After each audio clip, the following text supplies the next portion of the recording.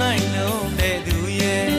မြေသားတော်ချင်လန်းလေးနဲ့လမ်းလို့လာပါတယ်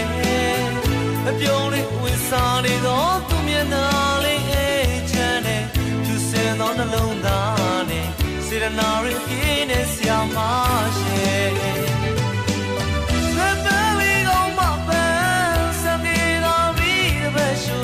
ထားတော့ရှင်မာနေ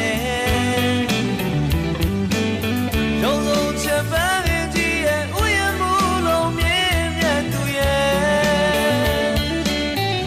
စာပင်ငယ်ရဲ့လေ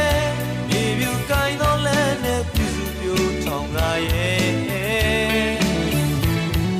စေတနာကရုဏာနဲ့နာတော့နာရှင်တဲ့ချာလာဆုံးမှချစ်တဲ့ဆရာမရဲ့